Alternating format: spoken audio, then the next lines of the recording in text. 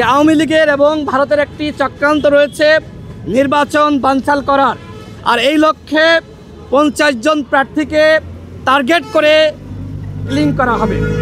এ ধরনের ঘটনা ঘটা শুরু হয়ে গেছে না? অন্তর্বর্তীকালীন সরকারের উদ্দেশ্যে বলতে চাই, আপনারা কি করলেন? এই 16 মাসে কেন নির্বাচনের পরিবেশ তৈরি করতে পারলেন না? আজকে আমার ভাই রক্তাক্ত বাঁচবে কি মরবে আমরা কেউ জানি না। আগামীকাল তো আমিও মারা যেতে পারি, আগামীকাল তো আমিও গুলিবদ্ধ হতে পারি। সুতরাং আমি স্বরাষ্ট্র উপদেষ্টাকে বলবো, এর আগে নুরুল হক নূর সহ আমাদের উপরে হামলা করা হয়েছিল, আপনি বিচার করতে পেরেছেন? বিভিন্ন সময় আমরা আক্রান্ত হয়েছি। চট্টগ্রামের একজন প্রার্থী, তার গণসংযোগেও গুলি করে একজনকে হত্যা করা হয়েছে। বিভিন্ন জায়গায় দুর্বৃত্তরা গণসংযোগে হামলা চালাচ্ছে। আজকেও ঢাকাতে একজন জনপ্রিয় ব্যক্তি, তাকে টার্গেট করে গুলি করা হয়েছে। সুতরাং আপনারা শুধুমাত্র তফসিল ঘোষণা করে যদি মনে করেন সেরা নির্বাচন করবেন, সেরা নির্বাচন করার জন্য সেরা নির্বাচনী পরিবেশ তৈরি করতে হবে, সেটি কতটুকু করতে পারবেন আমি জানি না। আমি অত্যন্ত ব্যথিত।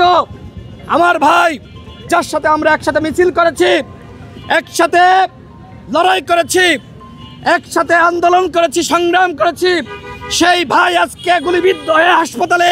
আমরা কি করে ভালো থাকি? আমি স্বরাষ্ট্র উপদেষ্টাকে বলবো, 24 ঘন্টার মধ্যে যদি এই দুর্বৃত্তদেরকে গ্রেপ্তার করতে না পারেন, আপনাকে পদত্যাগ করতে হবে। আপনার মতন ব্যক্তি আমাদের দরকার নাই, যে আমাদের নিরাপত্তা নিশ্চিত করতে পারে না। আজকে আমি কষ্ট পাচ্ছি, আমি ব্যথিত, আমার কথা বলারও অবস্থা নাই। তারপরে আপনাদের উদ্দেশ্যে বলছি যে এই নির্বাচন তখনই সুষ্ঠু হবে যখন প্রার্থীদের নিরাপত্তা এই সরকার নিশ্চিত করতে পারবে। আসনের প্রার্থী উসমান হাদিকে টার্গেট করে তার মাথায় গুলি চালানো হয়েছে, তিনি গুলিবিদ্ধ হয়েছেন। এই মুহূর্তে ঢাকা মেডিকেলে ভর্তি আছেন এবং আমি শুনেছি তিনি কোমায় আছেন, অর্থাৎ তার অবস্থা ভালো নয়। আমরা আল্লাহর কাছে দোয়া করি উসমান হাদি যাতে সুস্থ হয়ে আমাদের মাঝে ফিরে আসেন। আমরা দেখেছি আওয়ামী ফ্যাসিবাদের বিরুদ্ধে তিনি কিভাবে বলিষ্ঠ ভূমিকা রেখেছেন। আমার কাছে মনে হয় এই কারণেই তাকে টার্গেট করে এই ধরনের ঘটনা ঘটানো হয়েছে। আপনারা জানেন, এই ঝিনাইদহ জেলাতে দাঁড়িয়েই আমি বলেছিলাম, আপনারা সাংবাদিক ভাইরা জানেন যে আওয়ামী লীগের এবং ভারতের একটি চক্রান্ত রয়েছে নির্বাচন বানচাল করার, আর এই লক্ষ্যে 50 জন প্রার্থীকে টার্গেট করে লিঙ্ক করা হবে। এ ধরনের ঘটনা ঘটা শুরু হয়ে গেছে না? তার মানে যদি আপনারা ফ্যাসিবাদ মুক্ত নির্বাচন না করতে পারেন, ওই ফ্যাসিবাদের দর্শকদেরকে নির্বাচনের সুযোগ দেন, এই ধরনের অসংখ্য ঘটনা ঘটবে।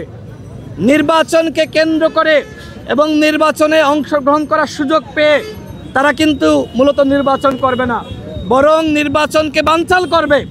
আজকে উসমান হাদিকে যেভাবে গুলি করা হয়েছে, আমি এখানে দাঁড়িয়ে কথা বলছি, আমাকেও তো টার্গেট করে গুলি করা হতে পারে না?